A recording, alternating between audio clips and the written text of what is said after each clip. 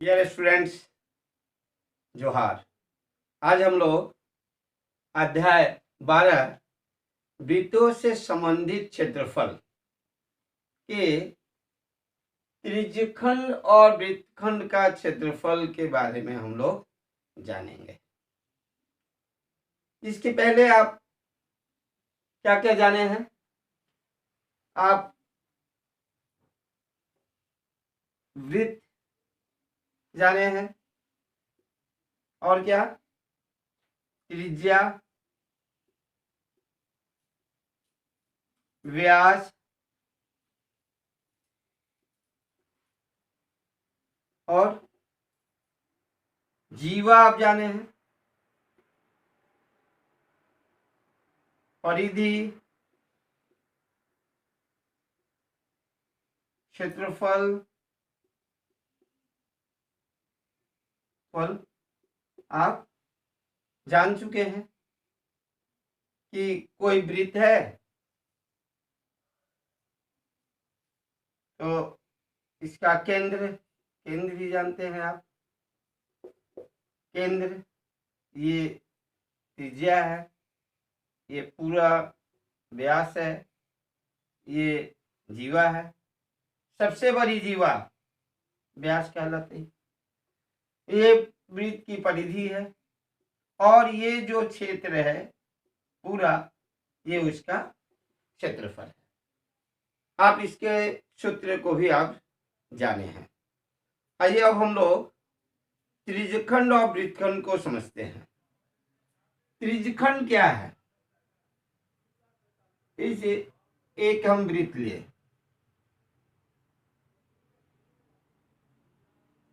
ठीक है।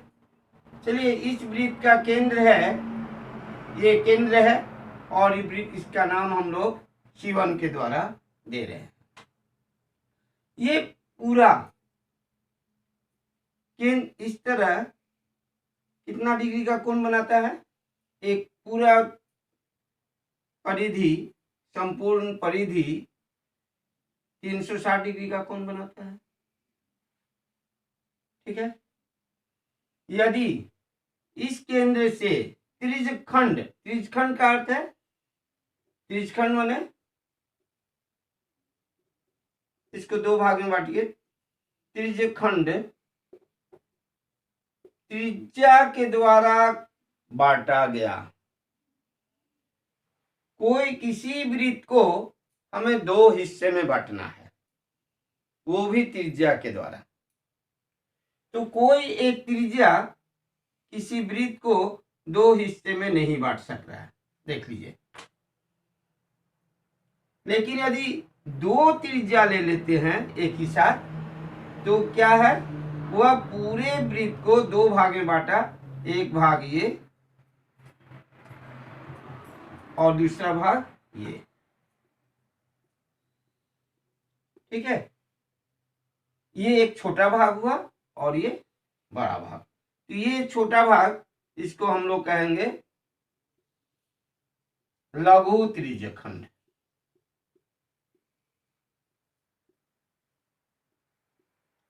ठीक है। और ये चूंकि ये बड़ा भाग है तो ये दीर्घ त्रिज्यखंड,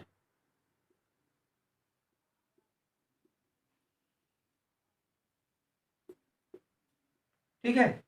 दीर्घ त्रिज्यखंड का अर्थ है कि ये जो कोण है हमेशा 180, जो केंद्र पर बना कोण होगा, यह हमेशा 180 से बड़ा होगा, केंद्र का कोण, केंद्र का कोण। और लघु त्रिज्यखंड में जो केंद्र का कोण होगा, केंद्र पर कोण हमेशा 180 से छोटा होगा, ठीक है। 180 से छोटा होगा और ये 180 से बड़ा होगा, लेकिन दोनों का योग हमेशा 360 होगा, ठीक है। अब ये दो त्रिज्यखंड, यदि देखिए ये कोण यदि लघु त्रिज्यखंड का कोण ये यदि थीटा है, हम इसे यदि थीटा मान लेते हैं, थीटा यदि मान लिए लघु त्रिज्यखंड का कोण, तो दीर्घ त्रिज्यखंड का कोण क्या होगा? यदि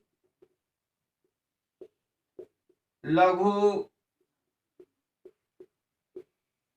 त्रिज्यखंड में केंद्र पर कोण कितना होगा? यदि थीटा है तो दीर्घ त्रिज्यखंड के लिए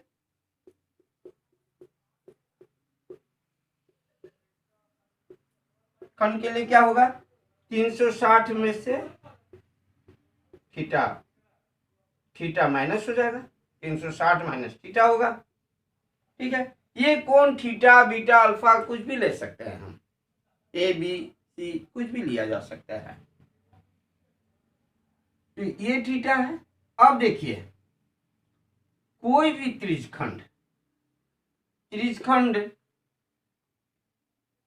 यदि 360 डिग्री कोण बनाता है, एक त्रिज्यखंड 360 डिग्री पर, ये पूरा कितना क्षेत्रफल है? 360 डिग्री पर यह पूरा कितना क्षेत्रफल होगा? 360 डिग्री पर त्रिज्यखंड का क्षेत्रफल कितना होगा? पाई आर स्क्वायर। ठीक है, और यदि थीटा हो, इसलिए 1 डिग्री पर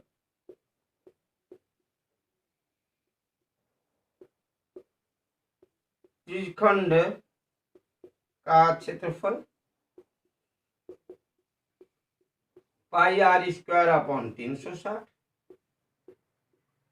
यदि यह थीटा डिग्री हो,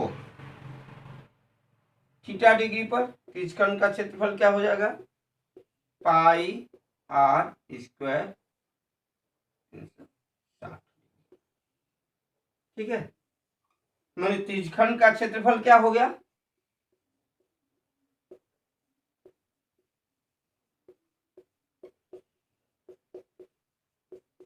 क्षेत्रफल पाई आर स्क्वायर थीटा अपॉन 360। ठीक है, पाई आर स्क्वायर 360। अब चूंकि थीटा, थीटा या लघु त्रिज्यखंड का भी हो सकता है, थीटा दीर्घ त्रिज्यखंड का भी हो सकता है। यदि दीर्घ त्रिज्यखंड का थीटा लेंगे, यदि है थीटा का मान, तो यह क्षेत्रफल दीर्घ त्रिज्यखंड का क्षेत्रफल हो जाएगा। यदि थीटा लघु त्रिज्यखंड का कोण है, तो यह क्षेत्रफल लघु त्रिज्यखंड के लिए क्षेत्रफल हो जाएगा। ठीक है, ये आपको त्रिज्यखंड का क्षेत्रफल हम लोग ज्ञात करें। अब हम इस वृत्त के किसी चाप की लंबाई के लिए एक सूत्र ज्ञात करते हैं। मान लिया कि ओ ए बराबर ओ बी, ये क्या है? वृत्त की त्रिज्या है। ठीक है, त्रिज्या है। इसी प्रकार ए बी क्या है? ए बी वृत्त की चाप है। इसे हम कैसे लिखेंगे? इसे हम ए बी इस तरह लिखेंगे, ए बी। ठीक है, मैंने ये जो है चाप, यह छोटा बड़ा बहुत छोटा भी हो सकता है। दो त्रिज्या के बीच के जो वक्र परिधि है,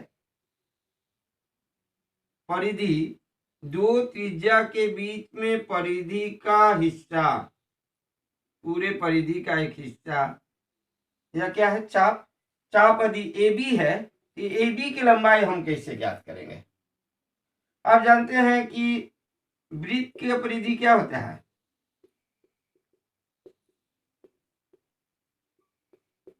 2 पाई आर। और या 2πr बनाने में केंद्र पर कितना डिग्री का कोण होगा? ये कोण 360 डिग्री। ठीक है। ठीक उसी प्रकार जैसे हम अभी अभी क्षेत्रफल के बारे में लिखे थे कि चूंकि 360 डिग्री में वृत्त का परिधि कितना है? 2πr। ठीक है ना? ये क्या है? वृत्त का परिधि 2πr। कब? जब वह केंद्र से 360 डिग्री का कोण बनाती है। इसलिए यदि 1 डिग्री में वृत्त का परिधि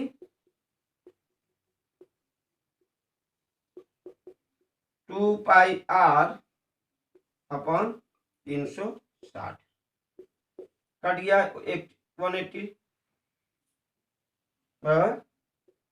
पाई आर बटा 180। यदि वो थीटा डिग्री के साथ हो, थीटा डिग्री में वृत्त का परिधि चलिए ए बी हम ले लेते हैं। ए बी बराबर पाई आर थीटा अपॉन 360, ये सॉरी 180 डिग्री। ठीक है। माने वृत्त का जो परिधि है चाप होगा, वह चाप क्या है? चाप की लंबाई पाई आर थीटा अपॉन 180। यदि ए बी है इसकी लंबाई कितना होगा? पाई आर। वह थीटा दीर्घ त्रिज्यखंड का भी हो सकता है या लघु त्रिज्यखंड के लिए भी हो सकता है। वह दीर्घ परिधि का खंड हो सकता है या लघु का भी हो सकता है। ठीक है। बहुत ही आसान है। अब हम लोग जानेंगे कि वृत्तखंड, ये अब तक हम लोग त्रिज्यखंड के बारे में जाने, तो वृत्तखंड क्या है? ठीक उसी प्रकार वृत्तखंड, एक हम लोग वृत्त ले लिए,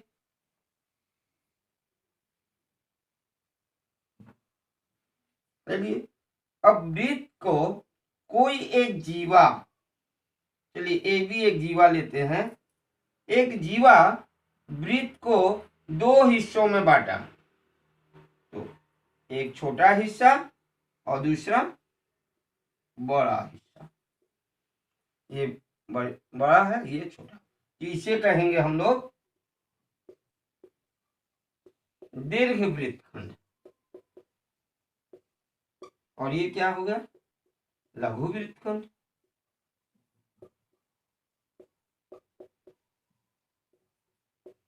ठीक है। अर्थात अब हम कह सकते हैं कि त्रिज्यखंड के लिए वृत्त की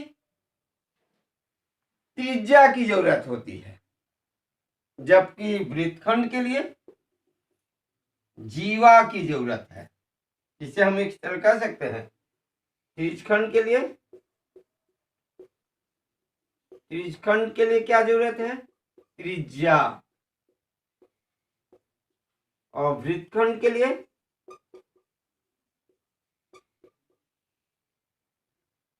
क्या? जीवा। वेरी गुड, बहुत ही अच्छा। ये हमें याद रखना है कि त्रिज्यखंड 2 त्रिज्या की जरूरत होगी, जबकि वृत्तखंड के लिए एक ही जीवा की जरूरत होती है। त्रिज्यखंड में भी दीर्घ त्रिज्यखंड और लघु त्रिज्यखंड, और वृत्तखंड में भी दीर्घ। आइए अब हम लोग उदाहरण 3 को समझते हैं। इसमें क्या है? एक त्रिज्या 4 सेंटीमीटर के एक वृत्त के त्रिज्यखंड का क्षेत्रफल ज्ञात कीजिए जिसका कोण 30 डिग्री है। साथ ही संगत दीर्घ त्रिज्यखंड का भी क्षेत्रफल ज्ञात कीजिए। लेकिन पाई का मान क्या लेना है? 3.14। सबसे पहले हम वृत्त बनाते हैं।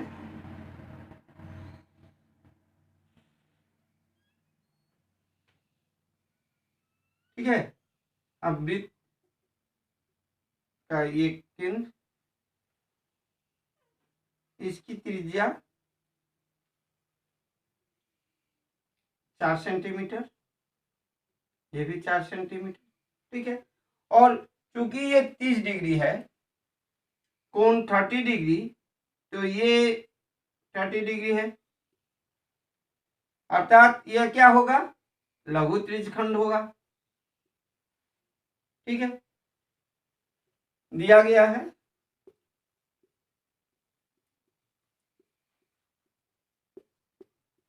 कि वृत्त की त्रिज्या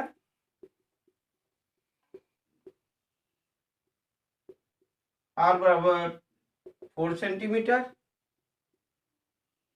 और कोण, चलिए कोण थीटा बराबर 30 डिग्री।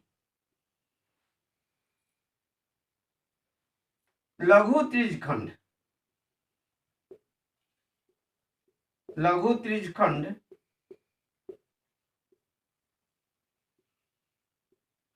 खंड का क्षेत्रफल क्या होगा,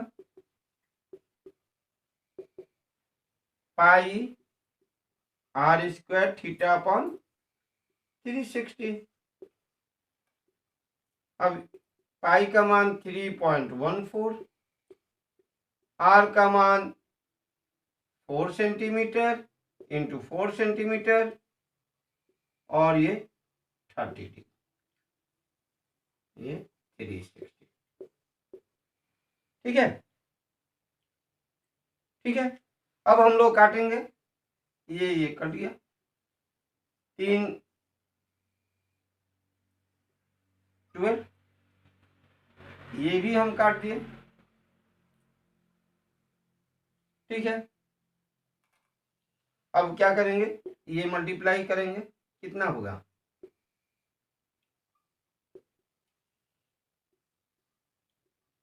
बाई 3 सेंटीमीटर स्क्वायर। इससे हम डिवाइड करेंगे, 3 4 12, 3 5 15, 3 2 6 सेंटीमीटर स्क्वायर। लघु त्रिज्यखंड का क्षेत्रफल क्या निकल गया, 4.52 सेंटीमीटर स्क्वायर, ठीक है। अब दीर्घ त्रिज्यखंड के लिए, दीर्घ त्रिज्यखंड के लिए, खंड के लिए थीटा कितना होगा, थीटा बराबर पूरा 360 है और इसमें 30 माइनस हो जाएगा, 360 माइनस 30 बराबर 330, ठीक है, बहुत ही आसान। अब जैसे हम लोग क्षेत्रफल निकाले लघु त्रिज्यखंड के लिए, उसी तरह दीर्घ त्रिज्यखंड के लिए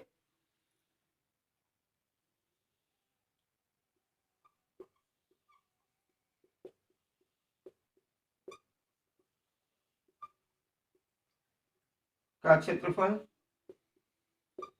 पाई r स्क्वायर थीटा अपॉन 360, पाई का मान हो 3.14, r कितना है 4 सेंटीमीटर इंटू 4 सेंटीमीटर इंटू क्या होगा, थीटा का मान 330